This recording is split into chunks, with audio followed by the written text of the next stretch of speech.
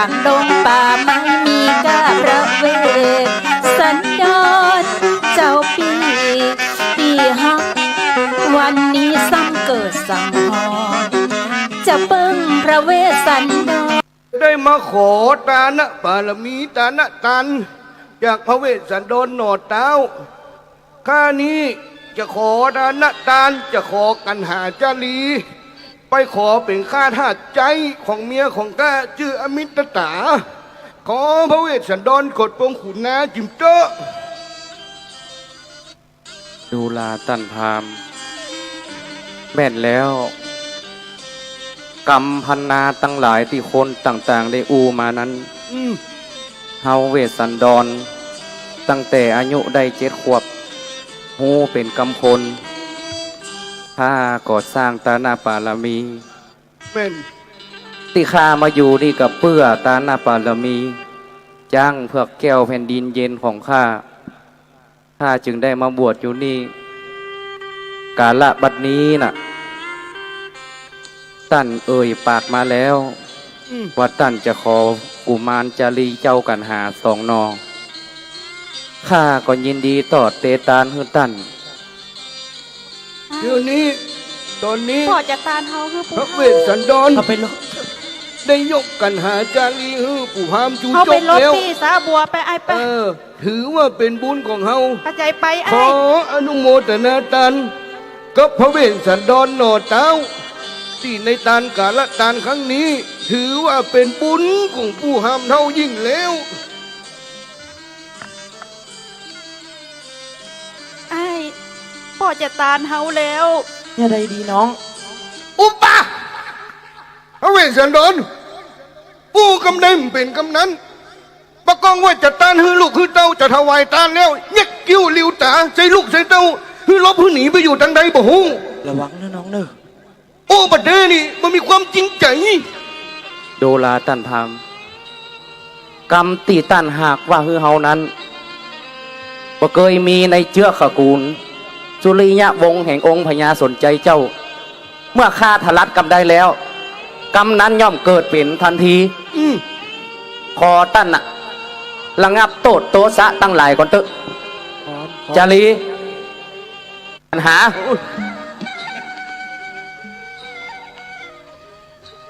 ลูกถึง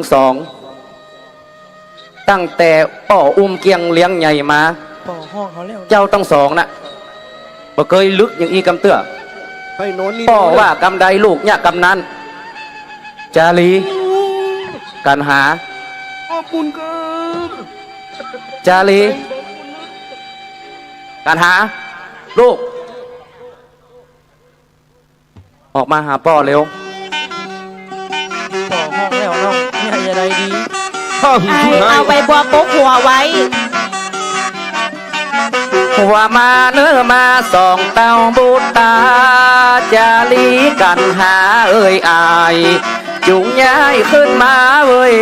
ย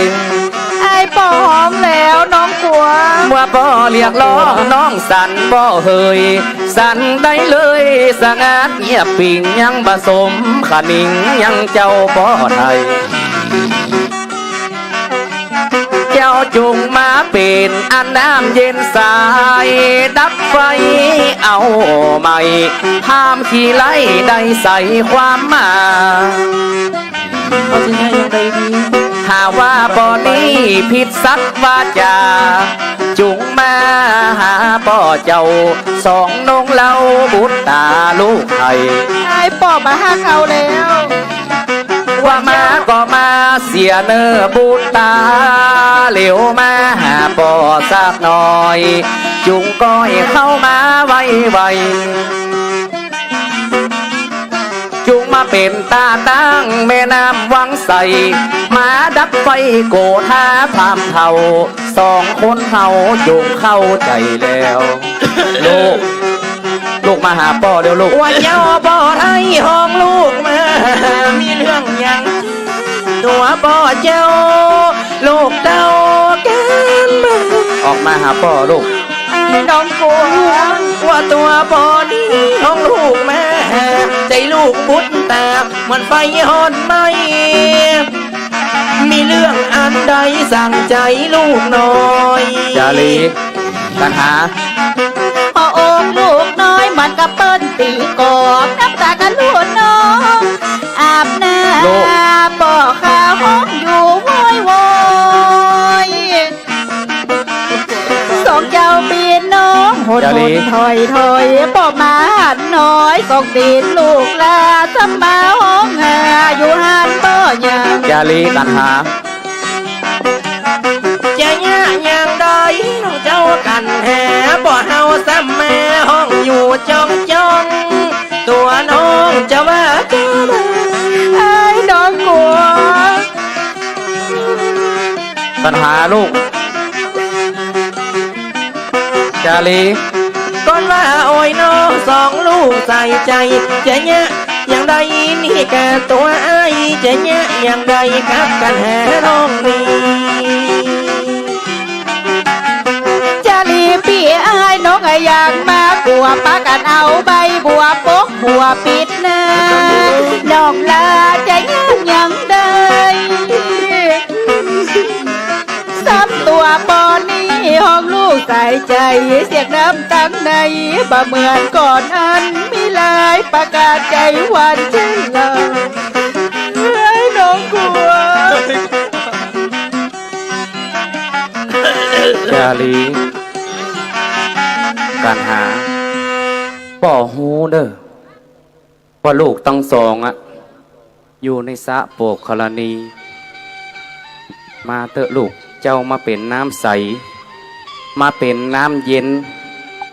ฮดไฟโกธาผู้พามเท่ามันดาป่อว่าพิษสัจจะวาจา ลูกจะเฮ่อขกูลเชื้อ เจ้าปูเจ้าเป็นมนทินอย่างอ่านกับลูก ป่าเจ้ากลัวเจ้าบอกไป ลูกก็บอกไป จาลีกันหา ลูกบุตรตาของป่อที่ป่อหัก น้ำตาเจ้าจาลีตกเสตีนป่อปังขวา น้ำตาเจ้ากันหาตกเสตีนป่อปังซ้าย น้ำตาเจ้าถึงสองน่ะ กว้างยิ่งกว่ามหาสมุทรใดในโลก จะมาเกิดมาขวางหนทางของมนุษย์ตั้งหลายที่จะไปหาสู่เมืองนิพพานมาเถอะลูก เจ้าไม่อยากไป เจ้าถึงสอง มาเป็นสะเปาแก้ว มาเป็นสะเปาคำคือพ่อขี้ข้ามเถอะลูก ลูกไม่อยากไป ลูกว่าไปได้ก่อนเราแม่ปิกมาก่อนก็ได้ ลูกไม่อยากไป จาลี ลูกเป็นลูกหัวใจของพ่อ เป็นอ้ายของน้องกันหา เจ้าบ่เคยหัวใจพ่อเลยกะ ว่าพ่อน่ะยะหยังมาห้อง เจ้าเป็นเนื้อคัตติยราชไปใจกะ เจ้าบ่ฮู้กะว่าความสุขของประชาชนทั้งหลายมันมีที่เฮา ลูกไม่อยากไป บ่ไป ลูกบ่ไปเด้อ ลูก ไปเตอะ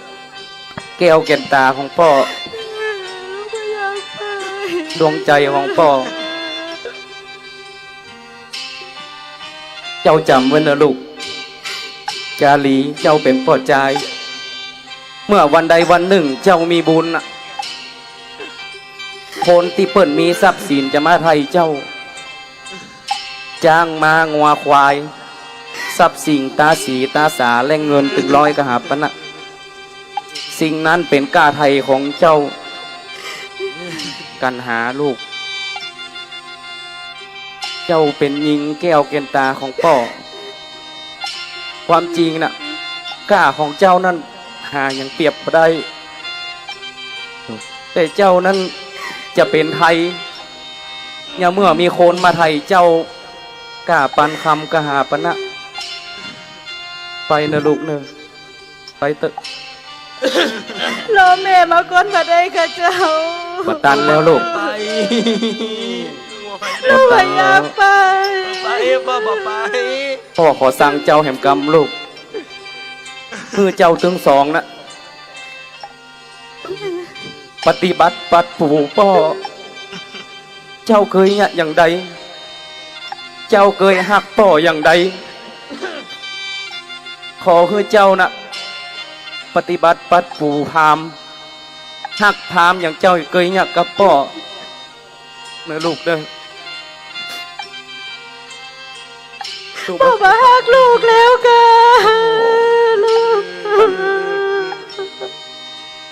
ลูกมาอยากไป ตายมานะก้า แล้วแม่มาคุดมาได้ก่อน ลูกกลัวปู่พามว่าต้องกลัวลูก เจ้าจะตุกจากนี้แต่ว่านะเมื่อพ้นนี้ไป ความทุกข์ตั้งหลายเพราะว่าของพ่อเพราะว่าของเจ้า และคนในโลกตั้งหลายนะหวังเปิ่งอาศัยเจ้านะลูกไปลูก ไม่อยากไป บ่ไปท่านพาม เฮ้ยยังโอ้ยสารกัน บัดนี้สองกุมาร ลูกไม่อยากไป เมื่อเดี๋ยวนี้ตันยกการหือข้าแล้วบ่ แม่นแล้ว ไปดีกว่า มาเหี่ยโดยดี ดีกว่า กุมารต้องสองน่ะ จะเป็นของตันละสุตินัง วัตเมตานัง ตานนี้ประเสริฐหนอ ตานนี้ประเสริฐหนอ มาเลยมาลงมา ลูกไม่อยากไปเจ้าจะบ้า อินดูลูกน้องว่าเจ้าบ่จะรอเมปิกอย่าก่อนก็ได้ พ่อช่วยลูกนี่ โอ้ยพ่อเอ้ยโอ้ยเจ้าบ่ได้บ่อย่างเงี้ยได้มายกโลกเป็นตา แม่อยู่ไหน ว่าบ่ฮักลูกควรเต้ก่อนหลังยกโลกบูอามยังว่าใจลูกเอาเอ็นดูสองเอาตัวเจ้าบ่ได้ ผู้พามสากเน่ามันมีกี่ตันหาอย่างตีบุตตาสองแน่บ่ได้ มันบอกเกิกปีขาต้านไว้จะฆ่ามันได้จุงบ้านไหลทันที แม่อยู่ไหนโอ้ลูกบอกแม่มาดีเอ้ย แม้แต่สองแน่ป่อมันมาบุกมาตีพามนี้ยังมาเป็ดมีความหยาบคายหาที่ไหนบ่ได้แล้ว ตั้งนี้บัดใจบ้างไปเหี่ยวจิกนั่งนี่ บ้านเดียวนี้แม่ไปอยู่ไหนถ้าลูกใส่ใจน้ำตาย้อยนะ เฮ้ยมาตีลูกสองหน้าป่อบ่ได้ ช่วยเถอะมาช่วยลูกแล้วผู้พามผีมาบัญญัติเลิกไป แม่อยู่ไหน โอ้ตั้งนี้ ผู้ ก็ไปเหี่ยว พาม จิก ผียักษ์ผู้พามซากตายมันเอาลูกไป มันตีมันเขียนมันมาฟังเสียงลูกเจ็บแสบหอ พระเวสสันดรมาหักลูกใส่ใจเป็นเอสันใดมาตานลูกตานเจ้า แม่ดูคนนี้ ไปอินดูแต่เราบ่เอ๋ยบ่เจ้าไปอินดูอุณนา นี่เด็กกูนี่ อินดูลูกบ่เจ้าบ่จ๋าแม่ปิกอย่าก่อนก็ได้อย่าไม่กบได้อ่านแม่แล้ว เอามานี่เอาหมูไปบุ๊บเอามา วิบากจัดแล้วได้มาติดตัวได้ขายลูกบัวกับแม่ยาโต ลงมา บ่ได้ก็บ้านเนี่ย จากนี้เลยปิดบนหินดาบพอยพ่อตาลูกน้อยยังตัวดำเนิน แม่อยู่ไหน พระเวสสันดรประหารลูกโดยกันตาลูกตาดำมาลูกเราอย่ามาขยับปวดหัวหน้าปวดตรงสาร ไม่กลัวบ่ พี่น้องพ่อเจ้าแม่จะปล่อยดูหุ่นตัวสองลูกมึงพยาพอสองคนเอาน้ำตาไหล อันนี้ก็นี่กำบ่ ของลูกน้อยบาไหลอ้าวบาดสงสารลูกให้มันไทยจะคนเอาแม่นตั้งสองระเวสันดอนบ่ยังทำใจได้บ่กดยังได้บ่สนใจลูกน้อยโอ้และหนูนั่งน้ำตายอมไปจะไม่ดีมันเจ็บ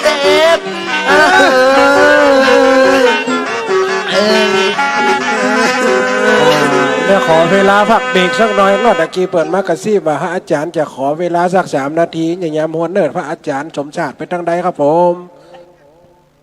อาจารย์ มาเนาะ มาหันนะกะ ผู้ฟ้ามาหยับก็ เฮ้ยมาหยับอาจารย์นี่ ใจหยับละอ่อน 25,000ได้สักบาทนึงเฮ้ยหยับไปละ โอ้ไม่หยับอาจารย์ได้ทางหยับอาจารย์เอาชูเลยอะไม่หยับอาจารย์เขาผมเลยอะ สถาญาติโยมขอเวลาหน่อยเนอะกันรายการวันนี้มันซ้อมม่วนได้วะกูเตรียมจะป้อม่วนปานนี้นะวันนี้มันห่มด้วยเนาะแม่เนาะแล้วก็ศรัทธาที่มาฟังซอมาปล่อยหลวงวันนี้หน้าตาจื่นบานวันนี้ฟังเสียงซอฟังอยู่ไกลๆแล้วก็มาอยู่ใกล้นี่ซ้ำม่วนโอ้เป็นตาได้ม่วน วันนี้นี่2 ทุ่มเนอะจังซอเพิ่นจะเลิกนะโอ้ไปห้อยๆอย่างวะม่วนใจก็ม่วนโอ้วันนี้จ้างมาแปลงนะกูจะไปตีอื่น30,000นะวันนี้ขอสัก10,000กับเพราะเดี๋ยวนี้ตีเหลือจะมาเก็บนี่เนาะวันนี้อันลูกเบามาตัวน้องเจ้าขุนมาตัวอยากจะให้น้องเจ้าขุนซึ่งเป็นอันละอ่อนอยู่ที่ชมรมคนพิการอันวังเหนือเปิ่นมาเปิ่นก็เอาอันผ้าป่ามาตานตัวแล้ววันนี้ก็มาวันนี้จะมาอวยพรปีใหม่มาร้องเพลงปีใหม่ฮือสักเพลงเดียวฮือเพลงเดียววันเนาะวันนี้เนาะเดี๋ยวจังซอเพิ่นจะซออยู่อันแล้วที่เอามาในวันนี้เนาะมันจะสิ้นปีเยาวชนและครอบครัวศาลเยาวชนจังหวัดลำปางก็ตะกี้399เดี๋ยวเขาไปปุจจามาแล้วอันนี้เหลือ99แต่ว่าห้ามลุกมาบุญว่าอันไว้ตั้งหน้านี้นะถ้าไผจะเอาเดี๋ยวละอ่อนจะเอาไปฮื้อแล้วก็เก็บไว้หันก่อนถ้าจะกลับเอามาถวายเดี๋ยวเขาจะฮื้อปอนไผจะกลับมาถวายฮื้อปอนแล้วก็ปัจจัยทั้งหมดนั้นจะเอาไปร่วมกับมูลนิธิส่งให้เพื่อนเลย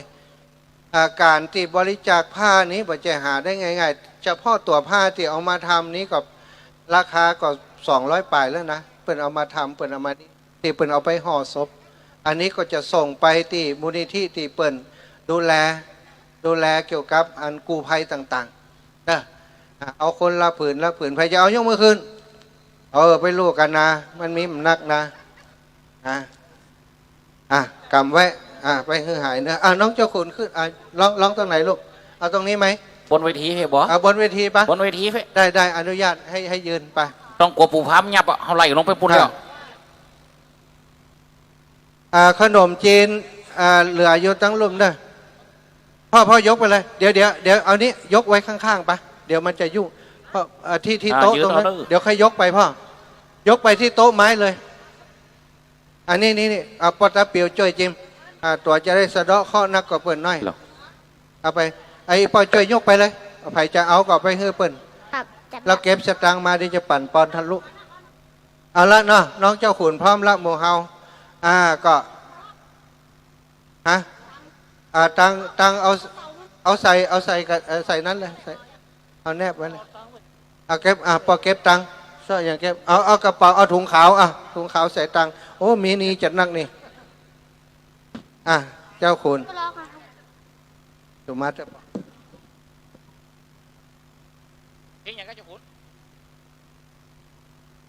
สาธุแจกผ้าได้เด้อป่ะเอาผ้าแจกไปตัวเอาผ้าแจกไปตัวซ่อนอย่างใส่ผ้าแจกยิบผ้าแจกไปตัวปะผ้าแจกไปตัวแถมเอาแล้วเนอะน้องเจ้าขุนจะร้องตั้งนี้เขาก็ว่ากันไปช่วยดูแลเอาใส่ถุงที่พ่อน้องเจ้าขุนเจริญพรน้องเจ้าขุนลุย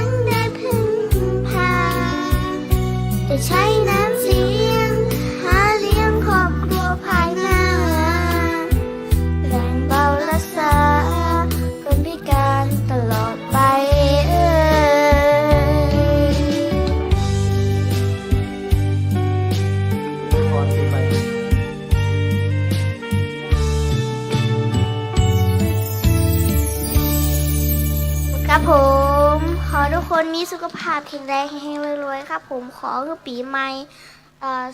2568นะครับมีความสุขนะครับแล้วก็เอาสิ่งที่บดีออกจากร่างกายทุกคนแล้วก็เอาสิ่งดีๆเข้าร่างกายทุกคนนะครับผมขอทุกคนมีสุขภาพแข็งแรงแห้งๆรวยๆถูกรางวัลที่หนึ่งนะครับผม20 ล้านนะครับผม จ้าตุทีหนึ่งก่อนนะได้ก็ดีไปลืมวัดบันคิวเด้อ เดี๋ยวหลานจะลงไปหาอีแม่เนอะตั้งหลานจะลงไปหาเอ้าป้าหลานลงจิมป้าหลานลงไปจิมเนาะก็มาทำบุญอยู่ที่นี้ตลอดเป็นลูกศิษย์ลูกหาเนาะที่อาตมาภาพแล้วก็ท่านอาจารย์นพดลอุปถัมภ์อยู่วันนี้ก็ต้องขอบคุณเนอะอาจจะบ่ได้ขึ้นมาอู้อย่างอีแหมละก็เดียวถ้าอีปล่อยอีแม่จะกลับก็ไปหาตีอันเนาะเดี๋ยวจะอันปั่นปอนขึ้นนะสำหรับเอ้าปั่นปอนเห็นนี่ดีกว่าอาจารย์ปั่นเลยครับผมประเดี๋ยวนี้เนอะปัจจัยทั้งหมดนี้เดี๋ยวจะเอามอบให้กับมูลนิธิที่มีอยู่จื่ออยู่ในหันนะอีแม่อีปอดตั้งใจ5 ปอนก็เดี๋ยวมาคณะยกเปิ่นจะเก็บเอาผ้านี้บ่ฮื้อกลับบ้านเนอะ บ่ฮื้อหมู่เฮาบ่ฮื้อได้ใจนะเอาไปฮื้อคนที่เปิ่นจะได้ใจไผบ่ฮู้เนาะเป็นการสะเดาะข้อต่อชะตาชีวิตจะได้มีความสุขก็เดี๋ยวหมู่ปนานที่เอาไปแจกฮื้อตะกี้เดี๋ยวไปไล่เก็บหมู่เฮาก็จะฟังซอต่อตุเปท่านอาจารย์เสน่ห์การหลงจะฮื้อปอนยะฐานเนอะสะทาเอาเตรียมปอนยกนี่ก่อนเริ่มจะจบเดี๋ยวนะอีแม่เนอะเอาปอนพาผืนชั่วท้ายนะอาจารย์เนาะยะถาวะลีวะหาปุลาปลิปุเรนติสากลังเอวาเมวะอิโตทินังเปตนังอุปกปติอิสิตังปฏิตังตุมังคิปะเมวะจะมีจตุสเพปุเรนตุสังกปาจันโทปนาลโสยะถามณิโจติละโสยะถาเอติโยวิวาจันตุสัพพะโลกโควินาศตุมาเตภวันตาลายโยสุขีทีขายุโกภวะอภิวาทนาสีลิสนิจังโวตาปัจจายโนจัตตาโลธรรมาวาทันติอายุวันโนสุขังภาลังอยู่ดีมีโชคเนอะเดี๋ยวมาฟังต่อกันที่9ที่10 11 12แล้วจังซ้อจะได้รวมตัวกันมาพูดเนาะห้ำไล่จื่อไล่น้ำอีพ่ออีแม่ตัวเนาะลากแขนไปพูดเนาะ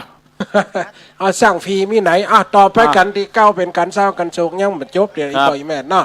ตะกี้กุมารละบ้านไปถึงไหนก็โจกปลาละอ่อนกันหาจารีไปแล้วโลไปถึงไหนหัวเนาะไปไหนหุ่มเดี๋ยวนี้ดำดอนซ้อนปลาบุแพะบุปลากันไปมันจะนี่นะแต่ยังว่านั่นเนาะเดี๋ยวนี้ถ้าว่าปูพามเนี่ยนะมีบุญหนักก็จะไปสู่เมืองกะลิงคราชแต่ว่าปูพามบุญมันหนักโดปลาละอ่อน2 คนนั่นไปนำเดี๋ยวนี้ตั้งหลังเพ่โตเกิดกูละโหนนะกะพระนางมาดีปีกมาหมันลูกหมันเต้าเดี๋ยวจะได้จ้อยเข้าป่าไม้นางมาดีจังให้หาลูกเนอะเราจะได้รวบรัดเดือนทางซอจะได้ห้ามกินห้ามตานจื่ออีพ่ออีแม่ได้ยืนปัจจัยเปิดว่าอีแม่เตรียมแหลกใบนี้แหละ10 บาท20 บาท50 บาท100 บาทมินิหมดเห็นหรอเตรียมซอประวัติอยู่นะเดี๋ยวต่อไปนอกเป็นการมาทีเมื่อนางมาทีได้หลงป่าในขณะนั้นนางจักงมหาหนทางเหยจะปิกมาบานจักใดบะใดสันใด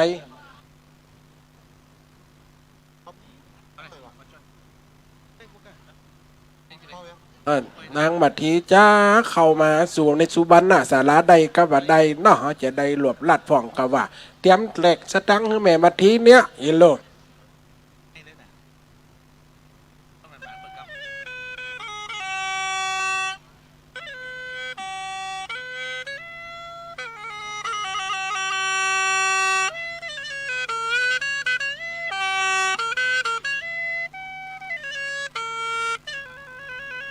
มาเทกันตาโพดยังกันเก่ามีแต่โศกเศร้าแม่ลูกปาดกันพ่อเฮือตานลูกแม่บ่หูหันกูมาละบันต่อกันสืบสนแม่เจ้ามาที่ ยนกะไว้กะวนตองเต้าเข้าป่าดองน้ำไป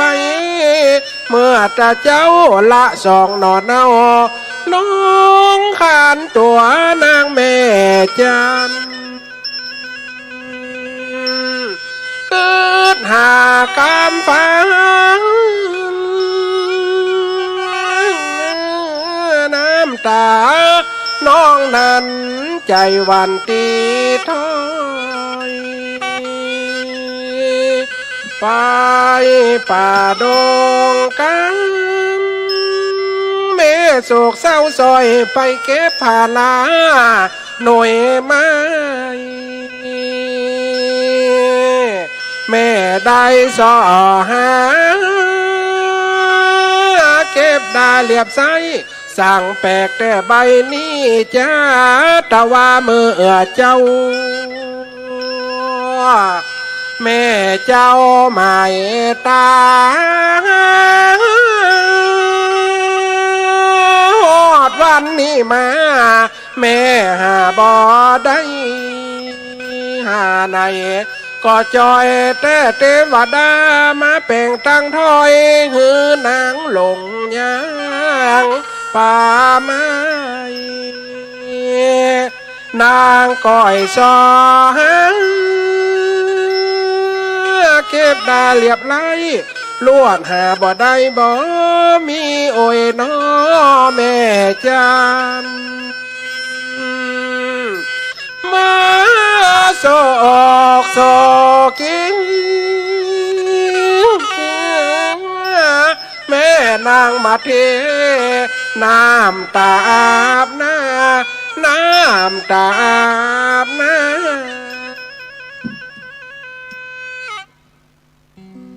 นางบัดดีจักสองหาหนทางมาใดบ่ใดเนื้อ นางเอ้ยเข้าใจมาเนอะนางเนอะ เดียวซ้ำอยู่คนเดียวนอเจ้า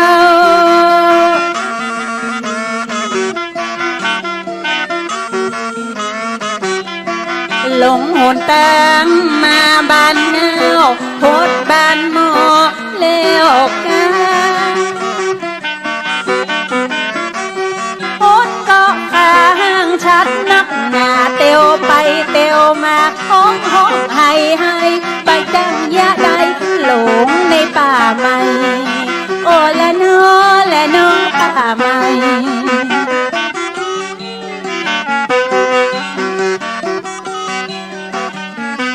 มาป้าคนเท่าถามแต่งเหมือนกันบอกให้เดียวน้องตาเข้าดงป่ากว้างก่อนจากเจียงไฮ้แม่จันปุ่นนั้น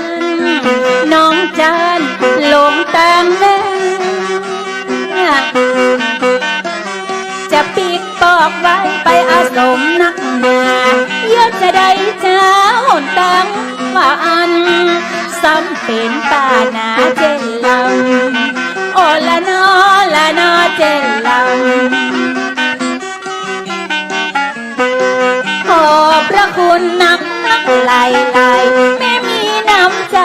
มาป่าลูกตา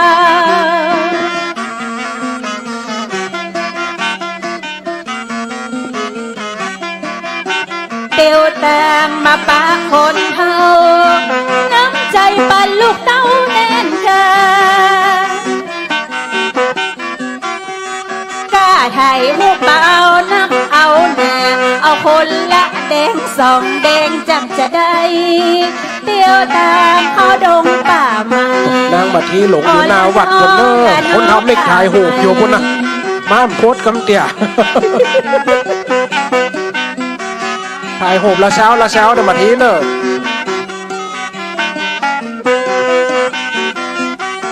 อ๋อแม่ให้เหงื่อหน่อยเนาะเตียวต่างแล้วจะตึงบักกินแนงไปสาวไปแดงใบฟ้าก็ได้ โนเอมาอย่างหน้าสีฟ้านะ กินตั้งหัวจะหนัวตั้งไตน้องไทยจะเอาเลี้ยงลูกชาย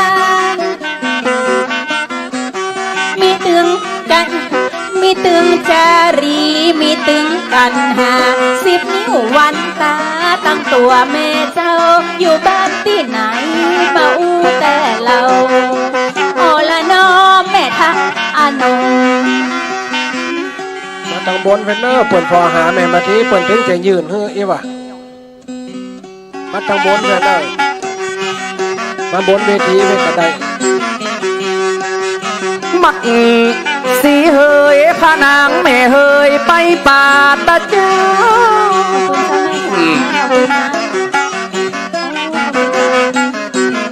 กะพระเวสสันดรตันลูกตันเตาจนประโศกเศร้าโศกาสัมมาบ่หันหน้าแม่อินนาดูเตสองกุมาลานาตันนาแสนเวตนาปูพามละเข้าป่า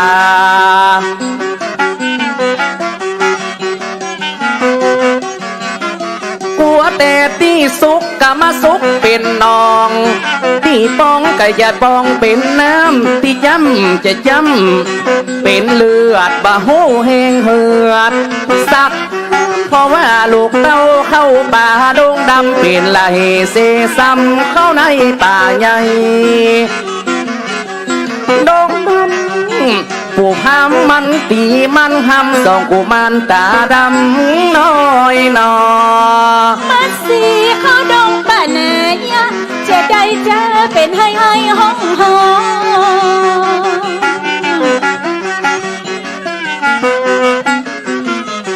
จะมีไผ่ช่วยมาสีนาดน้องให้ห้องอยู่ป่าดงนาป่าเดียวสำลาหลงป่าออกป่าได้ยะจะได้จานาเจ้าแม่นี่ตึงเสือตึงมีน่ากลัวขนาด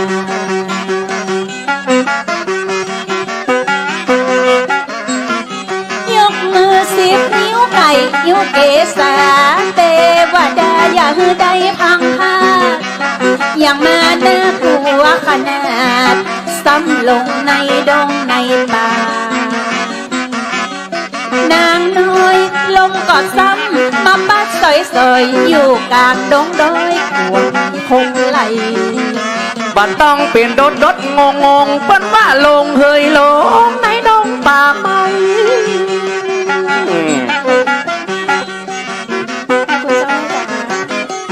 บ่ต้องฟังปิกเตือกะได้เก็บหน่วยไม้เฮือมันได้หลายพอหมูจังซ้อจังปีหมูนี้มาจากเชียงไฮ้นายแม่นายพ่องกะอยู่แม่สายลายหิมพม่า น้ำท่วมใหม่หรอกเนื้อเฮียนดีกันเดียว ไม่เหมาะเลยเจ้า ไปเก็บมาเอาเตอะส้มสุกลูกหวานมีตึงหน่วยตาลบ่าไฟบ่าแห่เฮือนายก่อยเก็บใส่ซาเฮือนายก่อยคว้าใส่บุ้งใส่เปียดเตียวไปเก็บไว้เฮือมันได้หลายสีอย่างอันใดก็เก็บไว้ตึงโม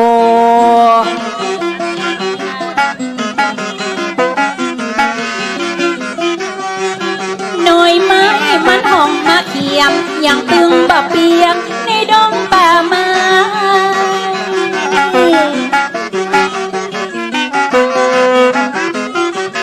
ยกมือสาว่ามือไว้เทวดาป่าไม้ตั้งหลาย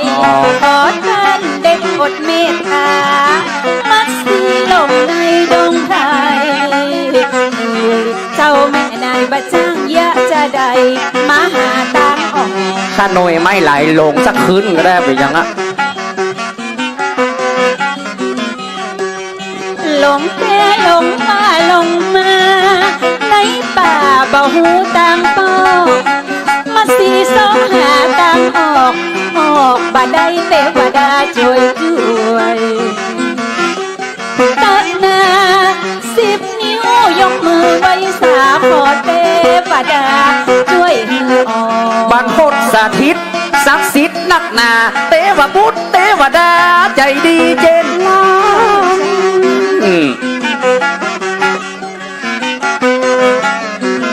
ขอบพระคุณน้ำใจที่มาเติมมากำน้ ำใจดีล้ำตึงบะพิษหวนแพ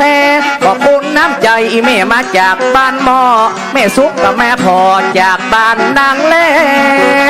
แน่แม่แน่ใจดีนักแกเอามาปั่นเฮือลูก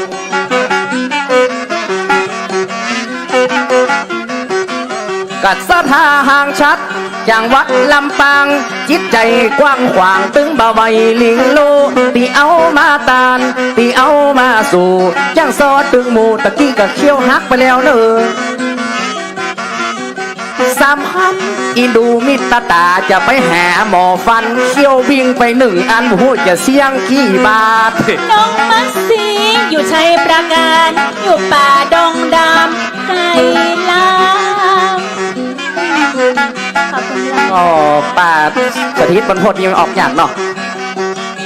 ตามหลงป่าหลงธรรมบรรพตสถิตนักหนาจะเยอะจะได้แต่เล่า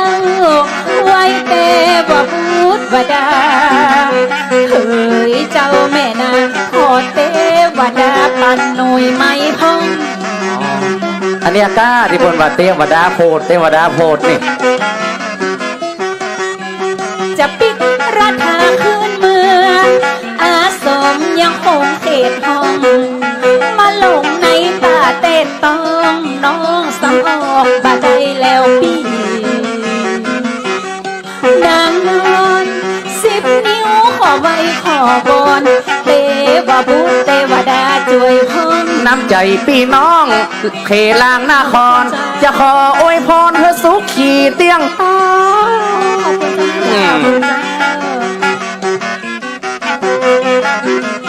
ลูกโยมลูกศิษย์พระอาจารย์เจ้าปากานามาเฝ้าทำฟังเทศนาพระเวสสันดรว่าแน่นอนแต่นอ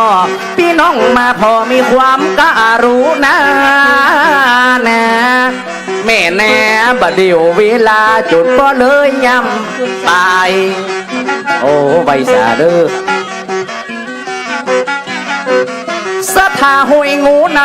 อำเภอเมืองฝางติดได้เดินต่างลำปางเชียงลำปางไก่แก้วมากินมาตาลด้วยกันนี่แล้วจะขอขอบคุณครอบครัวของท่านตีมาคุณกะนกพิษใช้นาเมตตาจะขอไว้สาน้องกราบพี่น้องเจ้ห่มพี่น้องลำปางก็ขาห่างชัดน้ำใจดีเต้ปฏิช่องจดหมายห้วยงูในครับเด้อห้วยหูในเปิ้นก็ตึงแน่ตรงเส้นทองเปิ้นก็เอาปันขอบคุณสำหรับเทวดาหันใจมัดสีองค์คำนาเจ้าแม่นา10 นิ้ววันตาเทวดาทุกท่านเดี๋ยวรอแป๊บนึงนะจ๊ะ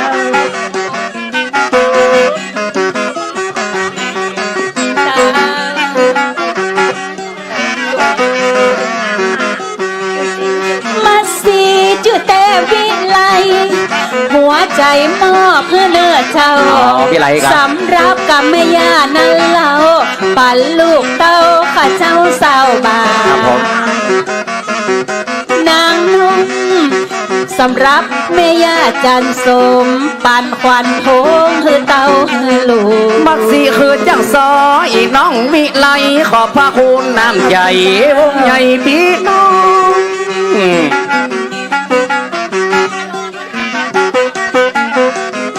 กันหน้าบุมส่วนนี้เป็นโฮมชาติโฮมจองขอไว้เจ้าคณะอำเภอวังเหนือยาวอาวาสวัดบ้านพดสถิตบุญไอ้ศักดิ์สิทธิ์มาได้อุดหนุนจุนเจือพระมหาตั้นเจ้านกพาดลเป็นเงาชับปะทุนปุ๊กหัวปุ๊กเกตโอ้ในป่านี่แบบเป็นไรอย่างงามครบจะขอไว้สานมัสการตั้นพระมหาตั้นเฮือยังซอยังปีนับรวมกันมี13-14หมู่นี้ก็ได้คนละ500 บาทดูเขา500เด้อ มาเพราะว่าพระอาจารย์13 ใบแดงคือเป่าแห้งๆเอาโจรแก้มปูด ขอบพระคุณพระมหานพดลสร้างกุศลกับจ้างซอแจงเจ้ย สาธุไว้สาเด้อเมตตาพระอาจารย์ น้ำใจบ้านเฮาเกินร้อยสาวน้อยขอบคุณหลายๆสำหรับรางวัลคุณแม่ปันฮือลูกเต้าคนใบ ครับ ขอฮือโชคดีมีใจตั้งนี้ไปอย่าเจ็บแข้งเจ็บเข่า ครับถอดปิดถอดไม้ถอดไฟออกกระปีเก่าเด้อ ขอฮือกับมีเบี้ยมีเงิน เจริญเจริญเน้อเจ้า อย่าได้เจ็บแข้งเจ็บเข่า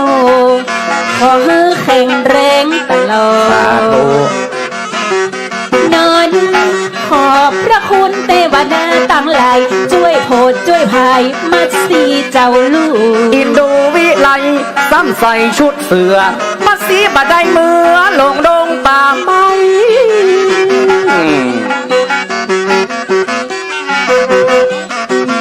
มาอินดูจังปีฮอนต้องฮอนใส่กำเดียวจะไหวธรรมเทศนา ยังมีสอต่ออยู่เจ้า เขาบ่ได้กินข้าวอินดูเตอะนาแน่แม่แน่เป่าปีแม่ยำบอก9 โมงกว่า10 โมงหรอก โอ้เอาก่อนจ้ะก็ลองได้รางวัลเนี่ย อินดูจังปีจังซึ้งที่เขาแม้ถึงเมตตาตั้งหน้าจำเป็นก้อยแม่จ้าจ้าเทวดานางฟ้าลำปางอย่างนักเล่นนอมากุยวัดเฮาเป็นวัดป่าวัดดอย บุญมาก่อยได้มาจุกมาจอด ตุ้งกล้วยปันแม่แจ้ลาสำหรับพี่น้องตุ้งกล้วย ขอให้โชคดีมีใจนายเจ้าแม่หน่วย ขอให้รวยขอให้รวยเหลือเก่า ครับ ขอบพระคุณจ้าสำหรับอีน้องมาซีใจบดีอยู่ดงป่าเศร้าอยากจะได้จะปิดตองเต้าคืนเมืองนอปีแต่กาเตวบุตรให้ได้หักษาเตวดาให้ได้เฝ้าพอ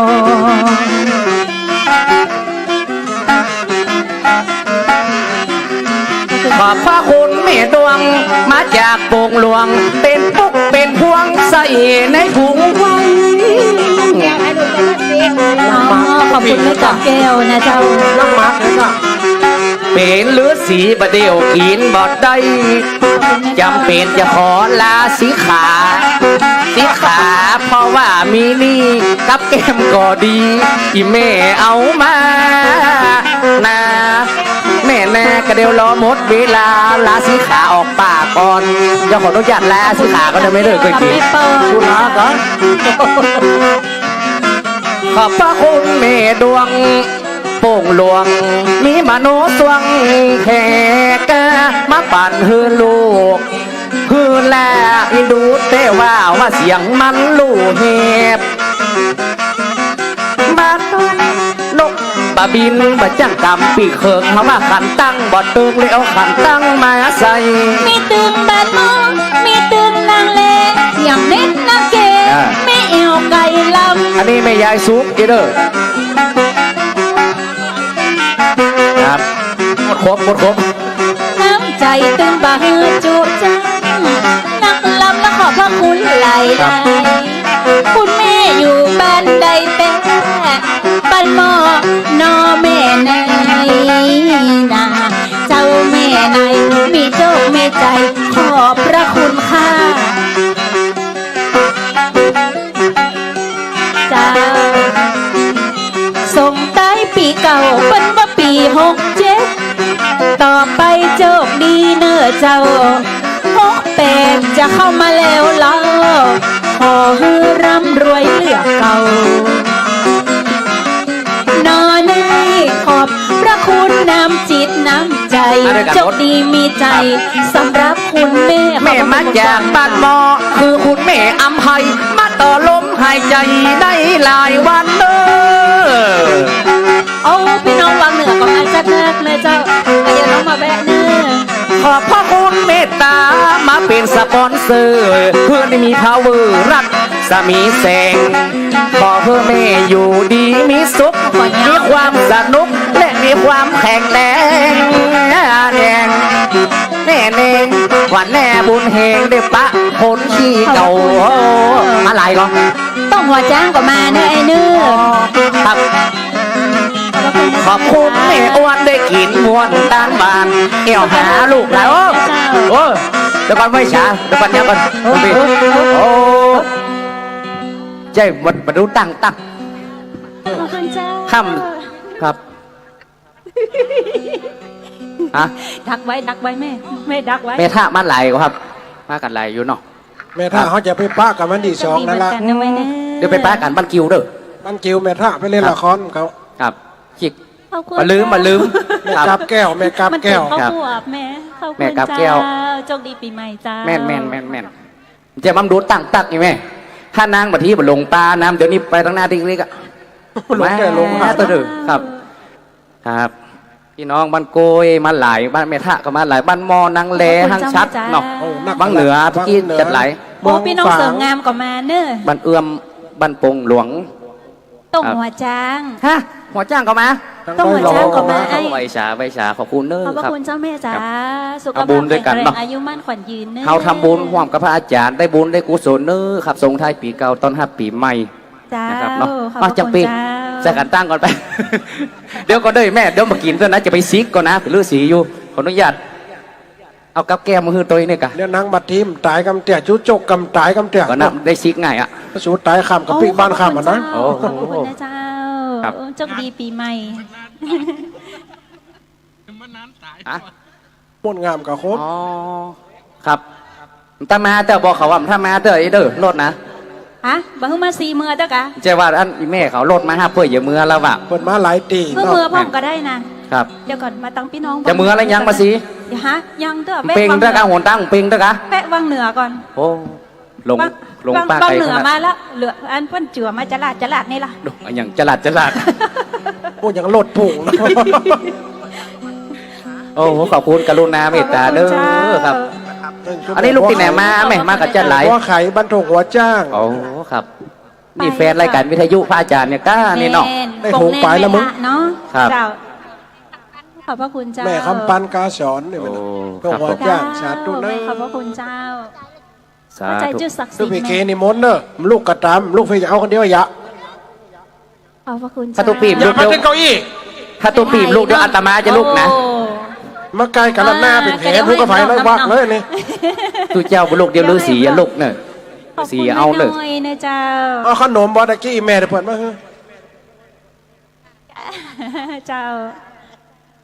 ต้องพุ่นเดือนสอง สุข ง่าย ภาพ ไม่ต้อง แข็ เพ่ งแรงแข็งแรงนะเจ้า หนังนักเพศทยามานดิมัว ไก่ขัดใดหน่อยเนาะ จับได้อยู่เนอะ อ่ะมาที กำลังได้เกิงอยู่ไหม ฮะนะ เกิงว่ะไม่ได้ขี่สักคนเหรอแม่อ่ะมันชอบมันยาวเรื่องมันยาวครับ ครับไปเข้าใจ ฟังมือเด้อภาษีเข้าใจพริกบ้านก็พริกบ้านว่าพริกอาสมก่อน เรื่อง เดี๋ยว มั ฮั น ต แต่ ต่อ ปะยาวหดตังมันยาว อ๋อเท่าก็ได้ตึงได้ว่าอยู่ลูก เออ เลอะเนี่ยเพิ่มจีมือเด้อมูเนี่ย น่าจะได้ห้ามเดียว ครับ มีอยู่กะ เมื่อพระเวสสันดรตันลูกตันเต้าซ้ำมาอยู่เฝ้าเตแสนที่โมโห จิตใจน้อมตั้งมันโน เอาไปขาโพธิญาณเป็นเจ้า ระงับความโลภความโกรธความหลงจะมาเจาะมาจงตีขาเตียงเต้ายามเมื่อตันลูกตันเต้าฮือแก่พามเขาป้า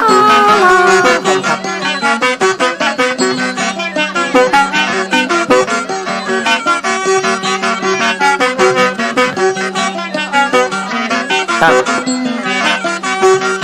นอกจากกับพี่น้องบ้านหมอแม่ปอก็มาจากกล้วยแค่แต่วันนี้มาเวเมาแวะเงินแยะก็อยู่เต็มกับเป๋ามาปั่นซัดตังหัวสักสิบไผ่เยาแถมเบิดหมู่เฮาจะปิดเมืองน้ำกวานปิดละเมือง4 ปีไปน้ำกวานดีกว่าและน้อง กันหาเอ้ยกันหา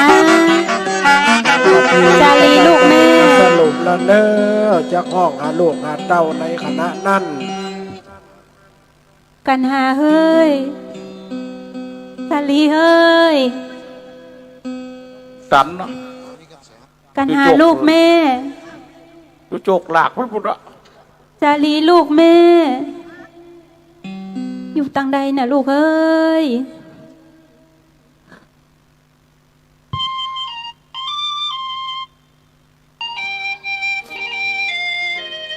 อะอย่างมาง่อมใจวอยดักปิ้งเย็นวอยนี่ กันหาจารีลูก แม่มาแล้วเนอะกันหาจารี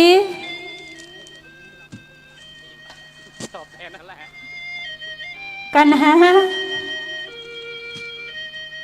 ไอ้ยังบ่เหมือนกูเตือถ้าเอามาลูกจะออกมาต้อนเบลล่างจะเหมือนกำฟันเนี่ยก้ากันหาเอ้ย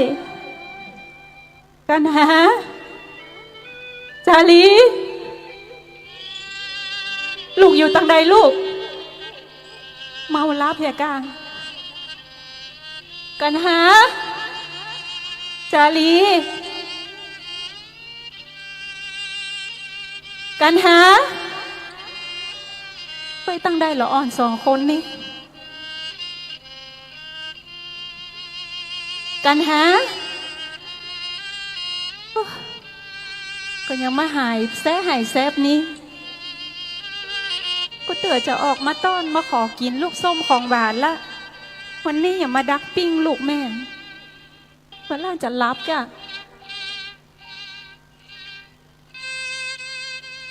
โอ้ละหอยตีนไผ่มาเบื่อแต่มาเนี่ยนี่เอามาเหียฟื้นทับสนปนปีอีกเจ้าปีเจ้าปีเจ้าปีเจ้าเจ้าปีเจ้าปีเจ้าปีเจ้าปีลูกมีไหนเจ้าปีเจ้าปีเจ้าปีมาสีห้องเจ้าปีมาได้ยินกะเจ้าปีเป็นอะไรยังเจ้าปีเจ้าปีเจ้าปีเจ้าปีประเดี๋ยวนี้เป็นอะไรอย่างเจ้าปีเป็นผีบ้าผีวิทย์ค่ะเจ้าปีมาสีห้องจะได้มาได้ยินมาสีปีเป็นอะไรยังลูกเขามีไหนกำนี้บ่เคยได้ยินจากปากนางมาสีกำเตือตั้งใจอยู่ด้วยกันกาละบัดนี้นางโศกเศร้าแล้วเฮาจะบอกไปตามความจริง ลูกเขามีไหน นางก็จะล่นด้วยลูกดีบดีการตานของเฮาก็บ่สำเร็จพอเต่าแต่นั้นนางล่นเข้าป่าดีบดีอย่าไปเต่าไปตายอยู่ในป่าเฮาจะต้องระงับรวมความอะไรอาวรณ์ต่อลูกของนางให้ได้ดูลานางราชมาสีมึงนางผู้เป็นแม่มีแก่นตามึงนางหันกว่าหน่วยดวงตะวันยามเมื่อแจ้งเจ้านกหนูทั้งหลายมันบินออกห่างออกก่อนเพื่อไปหาเหยื่อมาฮือลูกฮือเต้ามันถึงเวลาค่ำมาเนี่ยนกหนูทั้งหลายมันยังหุจักปิกประเดี๋ยวนี้ดวงตะวันมันกี่ยามกี่ทุ่มแล้ว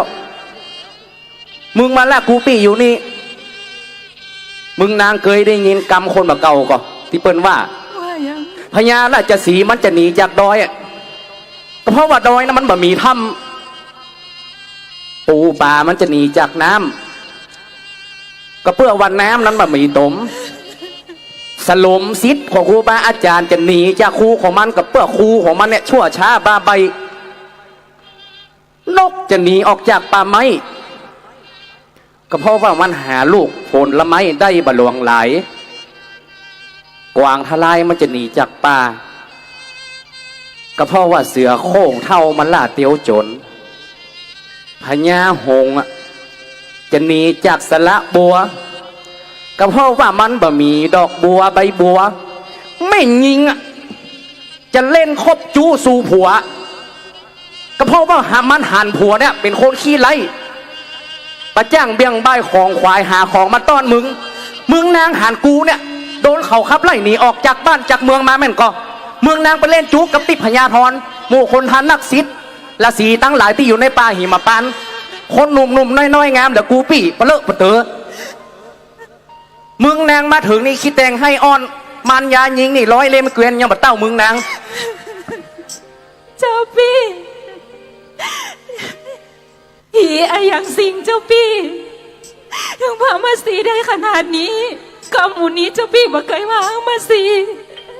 วันนี้เกิดไออย่างขึ้นลูกเขามีไหนมาสีมาถามหาลูกแต่เจ้าพี่เบียงบิดกำโอเจ้าพี่ว่าอย่างอีหมายความว่าจะได้เจ้าพี่ลูกเขามีไหนขนาดจะรีมีไหนเจ้าพี่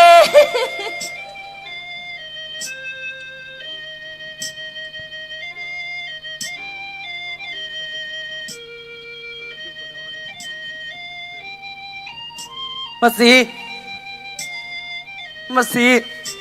ป่าในดงอย่างนี้มาได้เนอะมันผสมศักดิ์ศรีของมึงนางถ้ามึงนางตายอยู่ในเวียงในวังยังแควนมาสี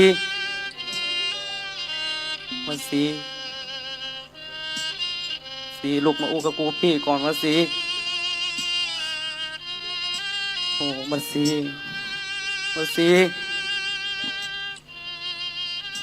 ตื่นมาอู้กับกูปีก่อน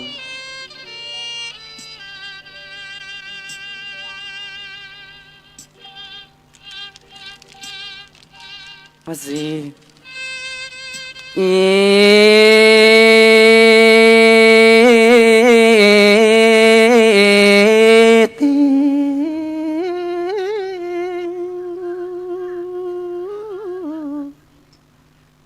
ติมาติแม่มาทีนาปางเมื่อนางแม่ตามาสยบตาจิ้มไก่แต่พระบาทไทยที่ราชผู้บานตาก็มาเฉลยสาร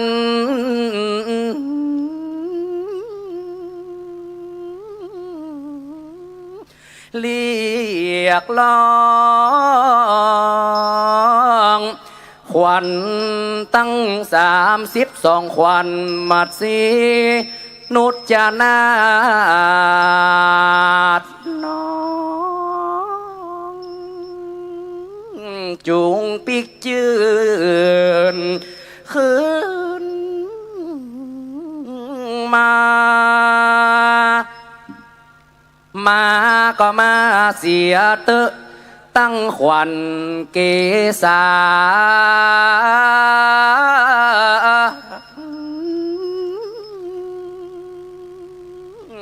ตั้งขวัญปาตาย่างข้ามสอมหิมปากอ่านงามจุ่มล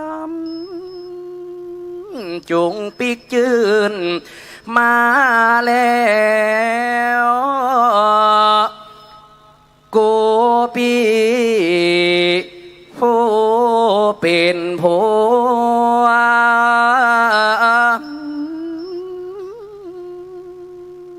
บ่ใจว่าบ่อะไรขอมึงนายจุงได้มาจากปากตานปางนี้กูปีจะเอาน้ำเย็นใส่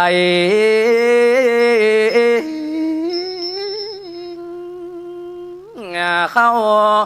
ฮอดหลอเมียฮักหนอสายใจก็ได้สติจืนคืนมาวันนั้นแลเด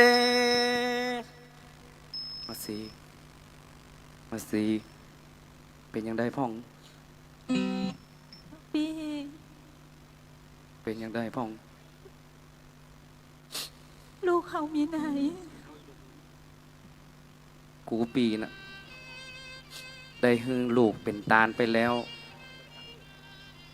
ขอมึงนางโมตนาบุญกับกูปีเถอะ บางเมื่อนั้นนางบัดทีก็อนุโมทนาตานหู้แห่งการว่าเฮือตานในขณะนั้น ก็หู้แจ้งแก่ใจอนุโมทนาตานเลยห้องบัดทีมัดทีเฮ้ย ไอ้หยัง มัดที เจ้า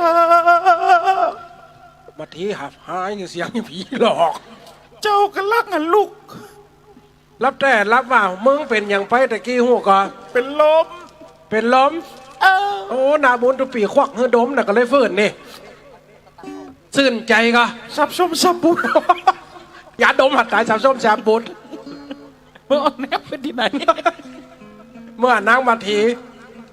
โอ้จืนจากกำฝันนาตุปีน่ะ พระเวสสันดรก็บอกเงืมเมียเนื้อคาตานลูกแล้วเนื้อนางมาทีกำจีว่าอย่างสักกำนั้นเป็นยาตานกระตานเด้อ เออ อนุโมทนาด้วยกันอยู่โล พ ก ระเวสสันดรได้ยกฮือตาน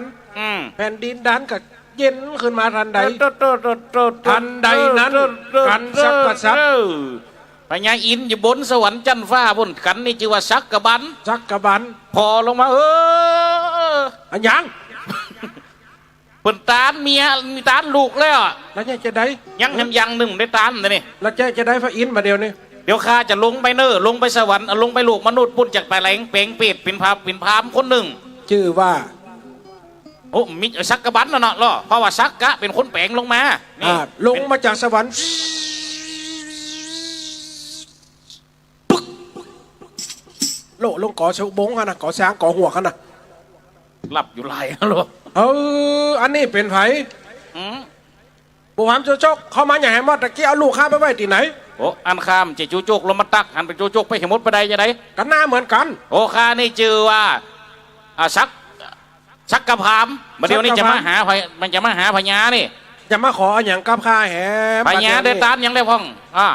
ย่างตานแล้วมาตานแล้วข้าทาสบริพันธ์กูแก้วกูขวัญตานละมดข้าวต้มข้าวหนมฮ้อนโคลาเป๊ปซี่บะหมี่กาแฟตานมัดพริกแห้งพริกฝงตานมดลูก2 คนอยู่ในดงในป่าข้าก็ยังยกกว่าเฮือเป็นตานบัดเดี๋ยวนี้ท่านจะมาการขออย่างแหม ยังเหลือแหมยัง ก็จะเป็นตบอย่างติ๊กๆอ่ะได้จะได้ตีกันคำห้าเนี่ย แต่ตัวไปไว้ไกลกัน นั่งพ่นดิมนั่งกับมานั่งเนี่ย ก็เพราะมันแดดส่องกูนั่น ป้ากระชองกระเดินเทิดปัญญำเป็นหยัง มันนั่นมันจังเป็นหุ่มจังซ้อลูกใช่มาจังซ้อรอเงี้ยนั่งเองกังงามเงี้ย ข้ากับงามรู้ โตมีกับกูนั่งไก่ยักษ์ในคนเดียว มาเดี๋ยวนี้จะมาขออย่างแหม ประเดี๋ยวนี้ข้าจะมาขอหนังหูก็พญายังแหมยังหนึ่งได้ตานเนี่ย ข้าคือตานมาแล้วมีเหลือแต่เนื้อแต่หนังและหัวใจ กับนางมันผีฮัลโหลมันหัวใจยังบ่ได้ตานอย่างไรเลย ไปยู่บนอย่างโอ้ยเป็นเจ็บนะ ก็กลัวตัวมันเจี๊ย มาเดี๋ยวนี้จะมาขออย่างแหม ข้าจะมาขอนางมาทีนะ เดี๋ยวข้าถามบัตรทีก่อนเด้อบัตรที เจ้า นางแกแต่แกว่าอย่าเปิ้งหน่อยเนาะ เจ้า บัตรเดียวนี่นะ นี่อย่างเจ้า ย้ำกูปีคือตานลูกแล้วเนาะ แม่นละเจ้า น้องกับอนุโมทนาด้วยเนาะ เจ้า บัตรเดียวนี่กูปีว่าจะยุกตานน้องนี่แหม เจ้า คือน้องกับเจ้าเป็นตาน คือตานแก่พามมันอาจารย์ที่เขามาหันนะ อ๋อเจ้าได้เจ้า พนังตกลงเนาะ ตกลงเจ้า สันนั้นแล้วกูปีจะยกเฮือเป็นตัน เจ้า เมื่อกำน้ำหยาดลงมาหยาดบนหลังมือหับเอาแล้วปุ๊บ ถามลูก เป็นจะได้ หับแล้วปุ๊บบอกเลยมาทีเฮ้ย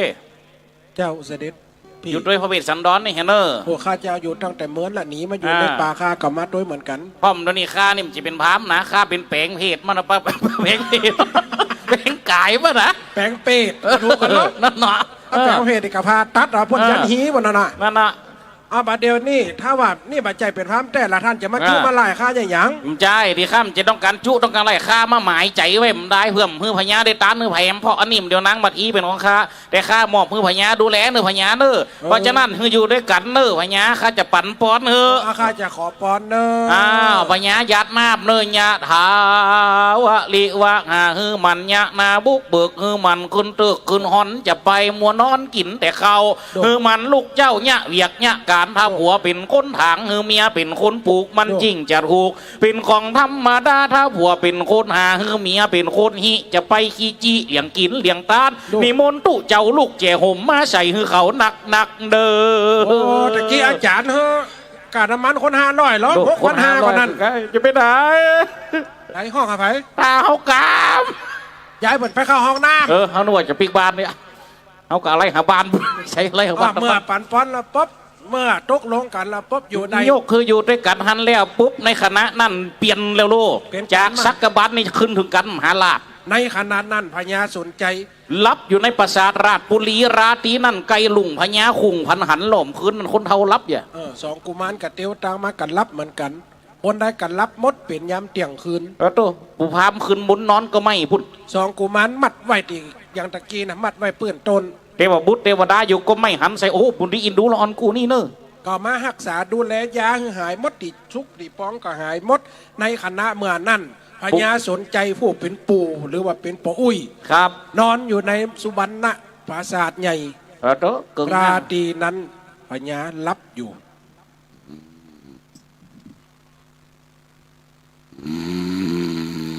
พญาสนใจรับแต่รับว่าเป็นเจ้าเป็นนายเปิดกันได้กินดีอยู่ดีเนาะรับคนยังจ้างคนละโอ้เฮานี่คนดุคนอยากมาวีเฮ้ยเย็บนิ่มได้รับได้นอนพญา กับมึงก็ย่ำห้องกูลูกสักเทียกูจะแสบหูดังเนี่ย กันลังเราขวัญพญาอยู่ โอ้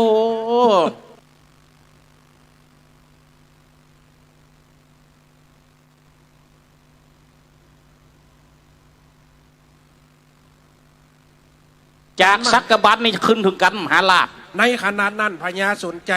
รับอยู่ในปราสาทราชปุรีราตรีนั่นไกลลุงพญาคุงพันหันหล่อมคืนมันคนเท่ารับอย่า สองกุมารกับเตียวตังมากันรับเหมือนกัน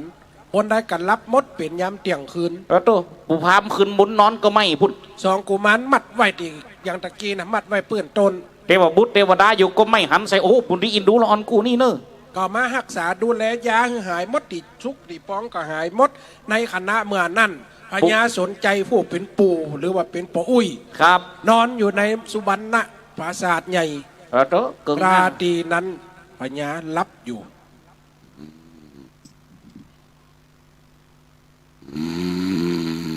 พญาสนใจรับแต่รับว่าเป็นเจ้าเป็นนายเปิดกันได้กินดีอยู่ดีเนาะรับคนยังจ้างคนละโอ้เฮานี่คนดุคนอยากมาวีเฮ้ยเย็บนิ่มได้รับได้นอนพญา กับมึงก็ย่ำห้องกูลูกสักเทียกูจะแสบหูดังเนี่ย กันลังเราขวัญพญาอยู่ โอ้ โอ้พญารับแต่แล้วว่าดู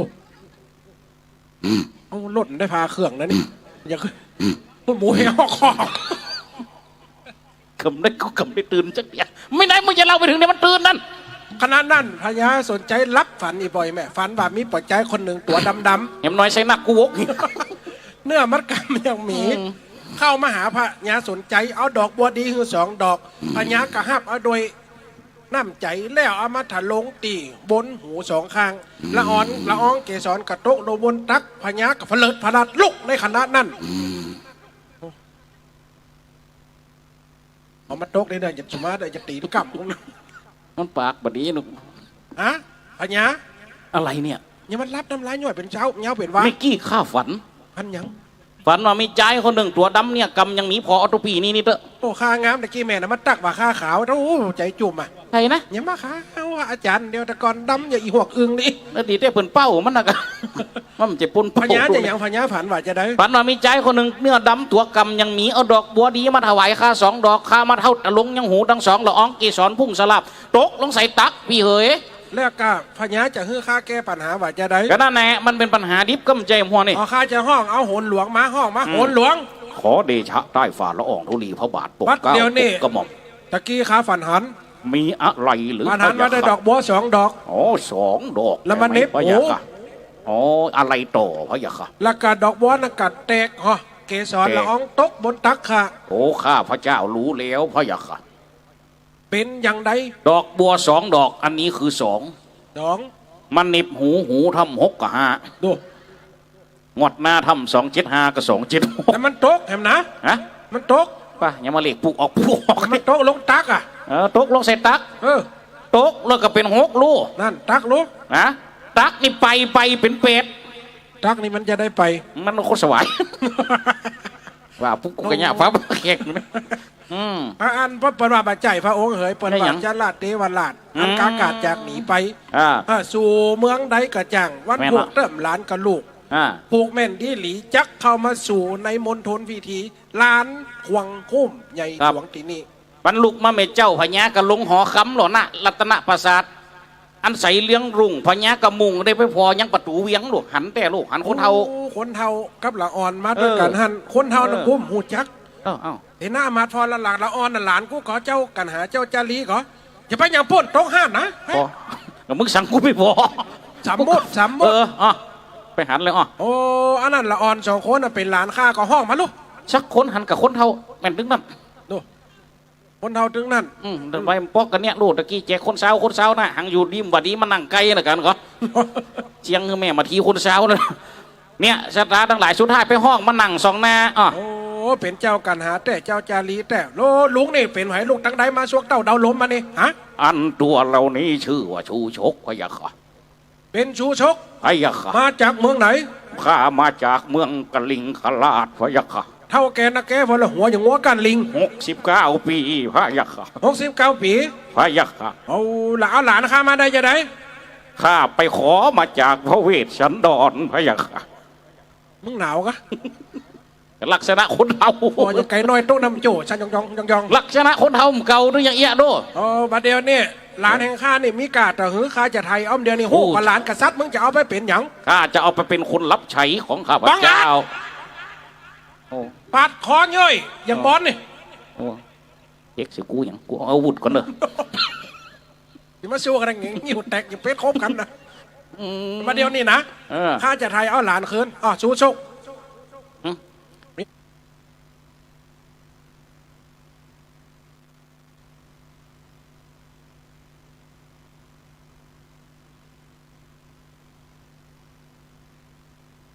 ในขณะนั้นไทยเราไม่ยิงรู้ ไม่งี้จะต้องไปผูกสัมพันธ์เมืองใหม่เพราะฉะนั้น นี่ ก็เราไปกับปูปอด ทางใดเนอะเมื่อพญาสนใจตั้งก้างประสาทต่อยเฮ้ยมึงอยู่ตามสบายแล้วลูก